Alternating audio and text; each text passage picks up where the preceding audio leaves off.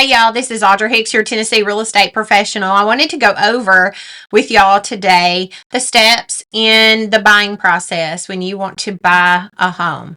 So please don't forget to hit that subscribe button and stay tuned because I put the real in real estate.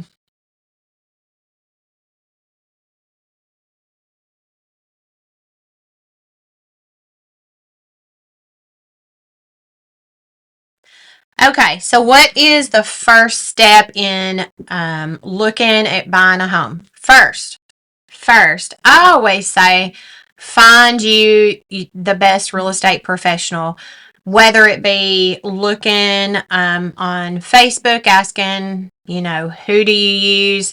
You're going to get bombarded with a bunch of real estate agents. Anyway, when you do that, unless you just put it on your private page, if you go to one of the Facebook groups or something, you will death be to your Facebook inbox. So everybody will want to tell you how great they are and all of that, and they would love the opportunity to work with you, things like that. So you're going to get hit up by every real estate professional out there, but you want to focus in on people that have used someone that and you know them and you really like and trust that person and their referrals. You know that if they tell you they've used them and they had a great relationship with them, and because this business is all about relationships, then go with the referrals.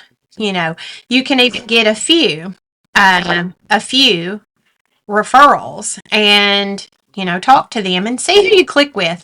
For me, I always have buyers come to my office. I have another office inside our brokerage that I have there where we can sit down at my table and we go over the whole entire buying process right there. So number one is getting and finding that real estate professional that you will click with, that you will want to have that long relationship with, because it might go out 30, 45, 60 days, depending on when you find the home. Um, you know, but, all of my clients, I would say, end up being lifelong extended family of mine. So usually they know my whole entire family, my hubby, my son, my Stewie Doodle, my Sheldon Doodle, all of that. So next, what I'm going to do is get you with one of my preferred lenders. If you don't already have a lender that you like and trust, now is the time to go ahead and get with that lender, figure out, get them the information that they need so that they can, get us a pre-approval. If you use one of my lenders, I know that I have had great success with them in the past, and if they tell me that, hey, this person's good to go, you can go shopping for a $350,000 house or whatever, then I know I've got the green light and it won't be a red light the next day. So, you hate that, because if you go looking for a home and you're under contract and then the lender says, oopsie, I've made a mistake, you don't want that. So I've gotten rid of lenders over the years that have done that, because I want my clients to be taken care of from start to finish. Now, if it's the client's fault, they've went out and purchased stuff or whatever it may be, then, that's not the lender's fault in that part. And, everybody's human. They make mistakes. So it's how well you handle your mistakes and take care of them as well. So once you are pre-approved, then we have a pre-approval letter. We can know for sure what your budget would be, and then you figure out payment-wise what your budget needs to be. Just because somebody says you can qualify for $1 million home, that doesn't mean that you want that $1 million home. You may want an $800,000 home, because the taxes, insurance, and the payment and all of that comes into play with how much your monthly note will be. So that's something you need to figure out, budget wise, what you want to afford in a house note every month. Say we found a home today. What is it? I know this it's not going to be February 27th when this is uploaded. It'll be a few days from now.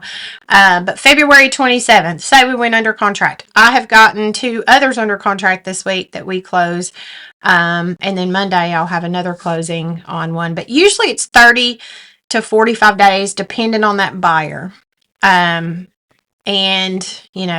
it could be sooner. So it's on or before whatever day we put in the contract.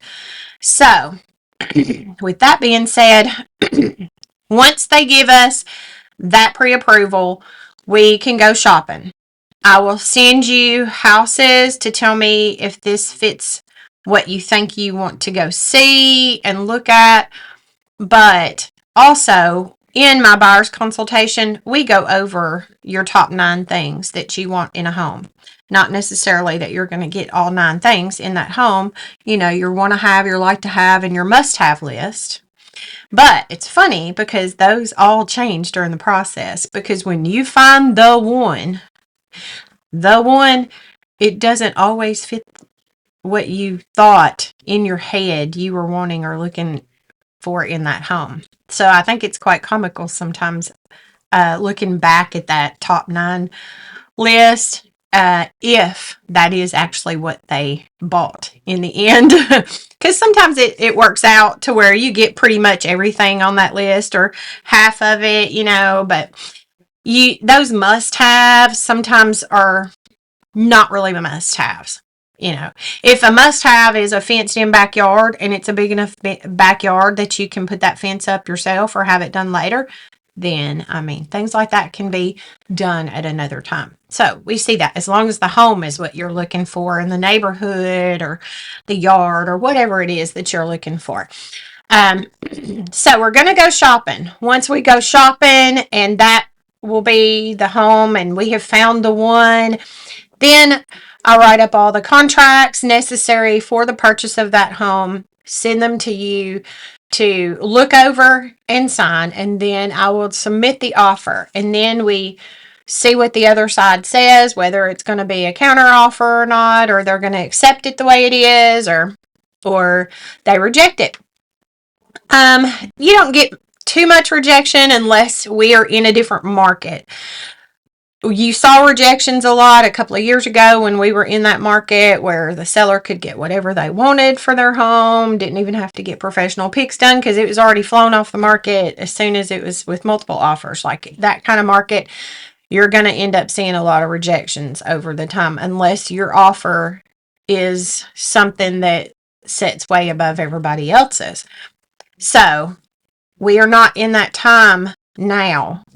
Still. So great time to buy is now as well. You may have a little bit more in your interest rate, but in the long haul of it, your home is going to appreciate in value over the years and you will do quite well, better than renting. So then after when we do work it all out and we're under contract, then we have contingency periods. You're going to have a home inspection that you'll need to pay for. Sometimes a termite letter, depending on the lender.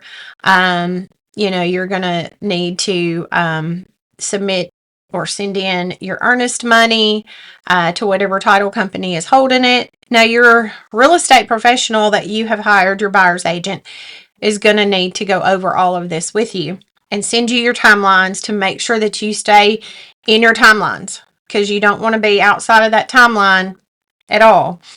And you want to stay within your contingency periods. So during your home inspection, you're going to discover the good, the bad, and the ugly about the home.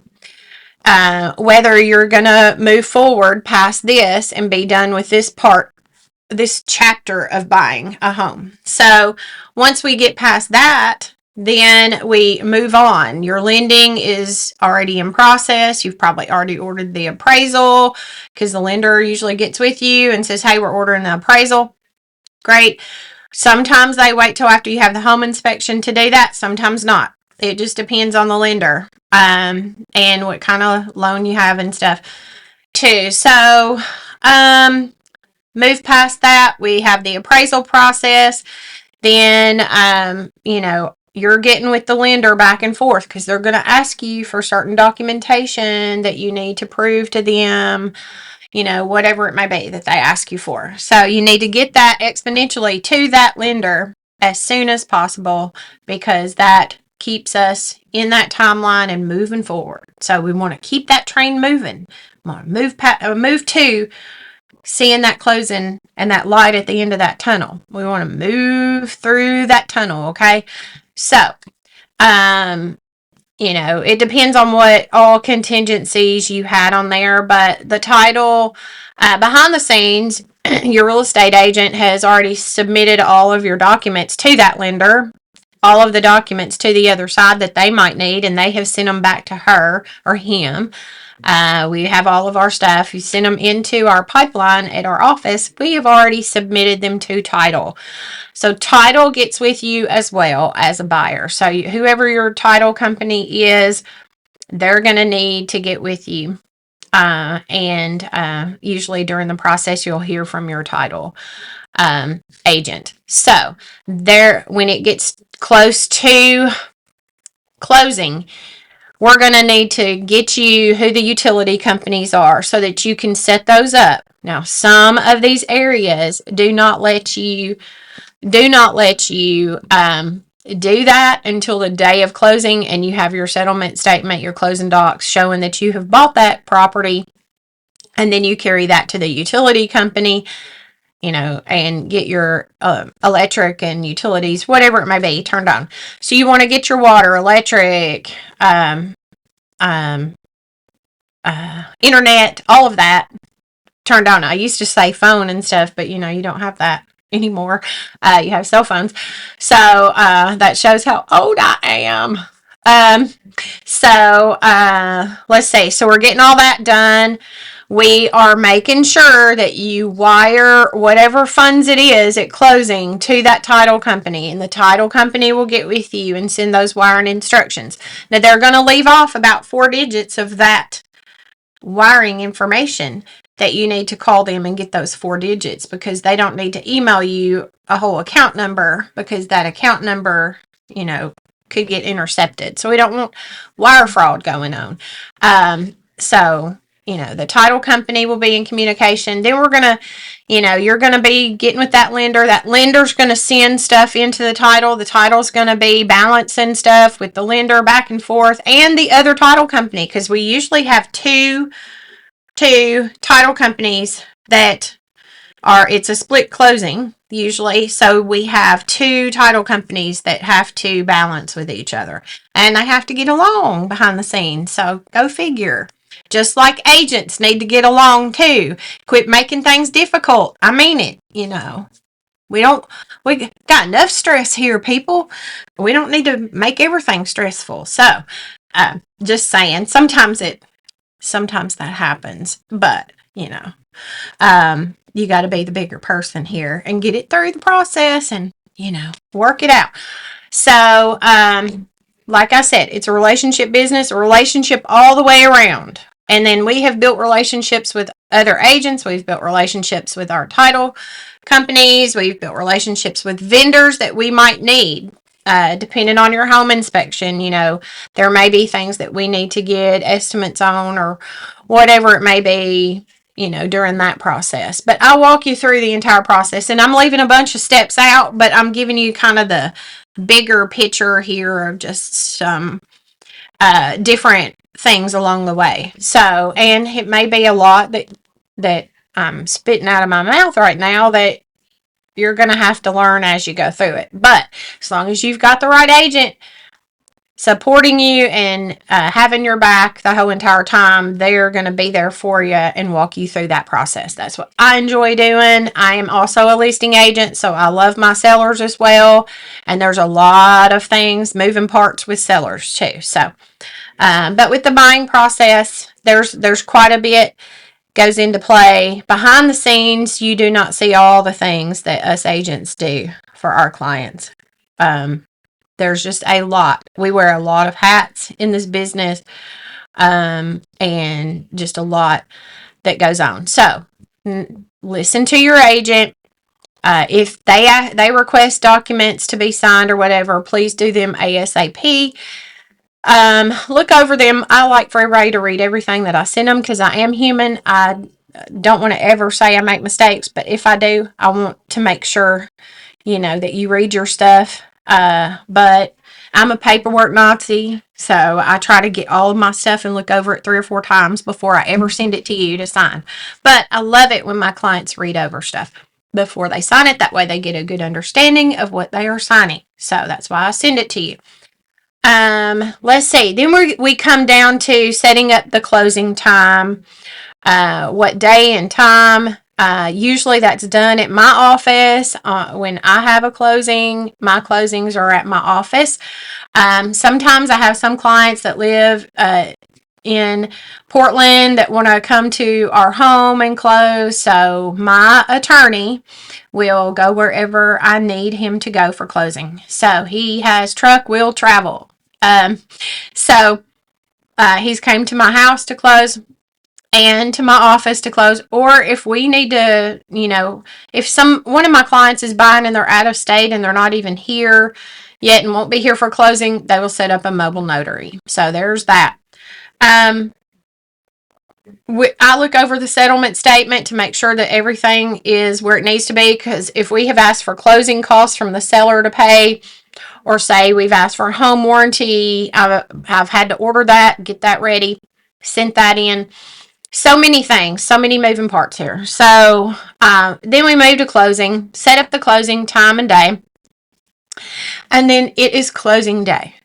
So you come to my office, we sit down, the attorney's there, and we go over all of your documents, and that is the day that you sign and you close on your home, and I get to give you keys to your home, or you might just have bought land to build your future home on, but usually I'll hand you keys, or we're going to say, hey, you just bought your first or your 5th or 10th property, who knows, and then I have a standing spot in my office where we have this key, and we stand there and we take a picture, and then everybody hugs and goes on their way.